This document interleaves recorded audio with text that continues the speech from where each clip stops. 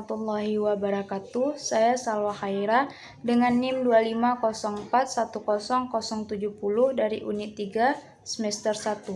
Saya akan menjelaskan judul materi saya, yaitu Negara dan Penegakan Hukum melalui mengkaji teori sehingga kita mampu menjadi warga negara yang baik.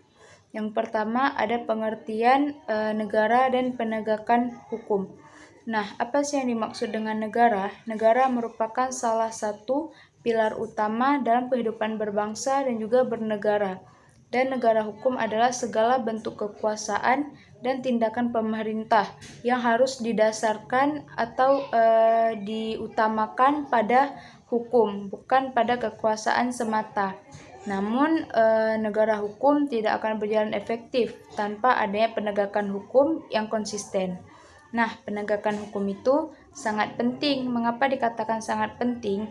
Karena jika hukum ditegakkan dengan adil, masyarakat jadi merasa aman dan hak-haknya itu terlindungi. Dan jika kita mengerti lebih dalam lagi tentang hukum, kita bisa belajar dari berbagai teori. Contohnya adalah teori keadilan, yaitu mengajarkan kita untuk berlaku adil kepada orang lain. Teori kepastian hukum membuat kita mengetahui bahwa aturan harus jelas dan tegas. Nah, ada beberapa teori-teori negara dan penegakan hukum. Yang pertama, yaitu teori kedaulatan Tuhan, di mana negara diciptakan oleh Tuhan sebagai wakilnya untuk menyelenggarakan ketertiban dan juga keamanan hukum. Oleh karena itu, negara memiliki kekuasaan untuk menjatuhkan sanksi-sanksi hukum kepada pelaku-pelaku kejahatan. Dan juga penegakan hukum dalam sistem ini tidak hanya bertujuan untuk menjaga ketertiban saja, tetapi juga untuk menegakkan nilai-nilai moral dan etika yang diyakini berasal dari Tuhan. Contohnya, meskipun saat ini banyak negara yang menganut kedaulatan rakyat, beberapa negara di dunia dan juga pemikiran pada pembukaan Undang-Undang 1945 serta Pancasila, khususnya sila pertama, menunjukkan adanya unsur-unsur kedaulatan Tuhan dalam konteks yang berbeda. Contohnya, di Indonesia, Pancasila menempatkan ketuhanan yang Maha Esa sebagai landasan utama, yang kemudian memengaruhi cara pandang dan dalam penegakan hukum. Yang kedua, teori hukum pembangunan, di mana teori ini lebih ditekankan kepada warga negara dan pemerintah, sama-sama membutuhkan pendidikan untuk meningkatkan kesadaran hukum. Warga negara yang baik berperan aktif dalam menciptakan dan juga menegakkan hukum yang sesuai dengan kebutuhan masyarakat, bukan hanya menjadi objek hukum semata. Dan yang ketiga, ada teori hukum alam, yaitu di mana teori ini lebih ditekankan pada hukum yang didasarkan pada nilai-nilai moral dan keadilan yang bersifat universal dan juga abadi. Berikutnya ada peran dari negara dan juga penegakan hukum dalam memastikan pemenuhan hak dan kewajiban warga negara. Nah, peran negara dan juga penegakan hukum dalam pemenuhan hak dan kewajiban warga negara adalah untuk melindungi hak-hak warga negara, menjaga ketertiban dan keadilan, serta memastikan kewajiban dilaksanakan melalui tindakan hukum yang adil dan juga tegas. Nah, ada 4 poin yang penting dijelaskan terkait judul ini. Yang pertama, ada konsep negara dan hukum, di mana kekuasaan harus tunduk pada hukum dan setiap warga negara serta pemerintah terikat oleh hukum. Yang kedua, ada hak dan kewajiban negara, yaitu warga negara harus memahami hak dan kewajibannya agar dapat berinteraksi dengan hukum secara efektif dan juga bertanggung jawab. Yang ketiga, ada partisipasi dan pengawasan warga negara, yaitu warga negara melakukan pengawasan terhadap pelaksanaan hukum untuk memastikan tidak terjadinya penyalahgunaan atau diskriminasi. Yang keempat, ada tantangan dalam penegakan hukum, yaitu lemahnya kapasitas dan integritas, di mana kurangnya keahlian, keterampilan, dan moralitas menjadi hambatan dalam penegakan hukum. Berikut tujuan dari negara dan penegakan hukum, yaitu untuk mewujudkan keadilan, kepastian hukum, dan kemanfaatan sosial yang merupakan prinsip fundamental dalam sebuah negara. Integrasi teori dan praktik menuju warga negara yang baik. Apa sih yang dimaksud dengan integrasi itu? Integrasi adalah proses penyatuan elemen yang berbeda menjadi satu kesatuan yang utuh dan bulat. Dan integrasi teori dan praktik ini menuju warga negara yang baik adalah tidak cukup hanya sekedar dipahami secara teoritis saja.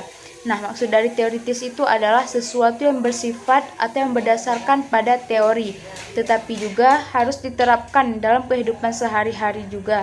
Dan teori hukum, teori kewarganegaraan, dan juga nilai-nilai moral yang diajarkan dalam pendidikan formal maupun non-formal akan menjadi sia-sia apabila tidak diterapkan oleh masyarakat dalam realitas sosial.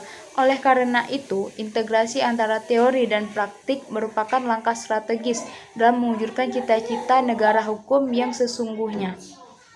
Berikut ada sedikit video tentang penegakan hukum sebagai upaya pemenuhan hak dan kewajiban. Berikut videonya.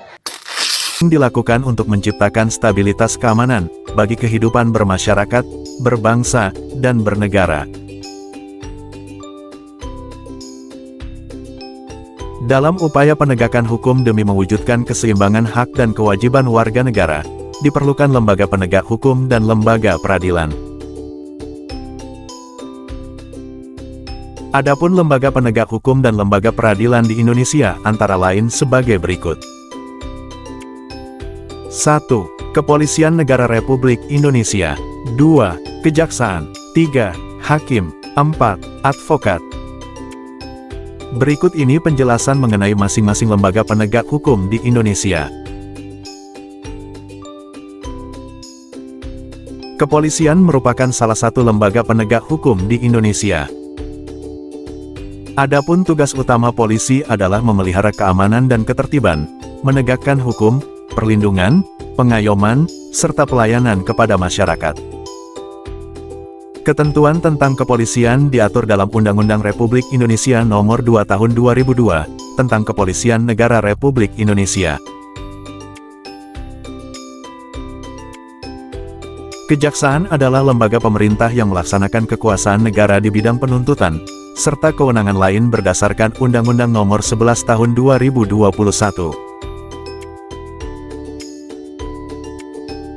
Kejaksaan memiliki peran pokok dalam penegakan hukum, untuk menentukan suatu kasus atau perkara dapat diajukan ke pengadilan atau tidak, berdasarkan alat bukti yang sah.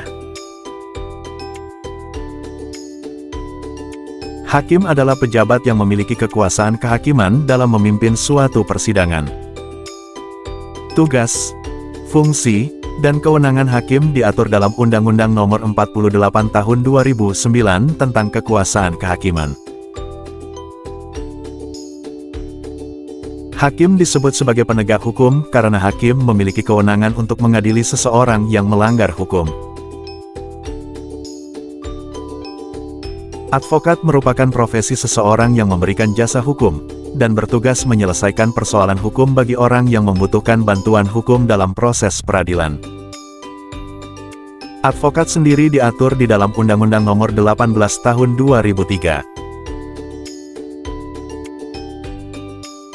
Selain institusi atau lembaga tersebut, di Indonesia masih terdapat lembaga penegak hukum lain seperti Komisi Pemberantasan Korupsi, Direktorat Jenderal Bea Cukai, Direktorat Jenderal Pajak, Direktorat Jenderal Imigrasi, dan lainnya yang memiliki kewenangan yang diatur dalam undang-undang. Selanjutnya kita akan membahas tentang lembaga peradilan di Indonesia.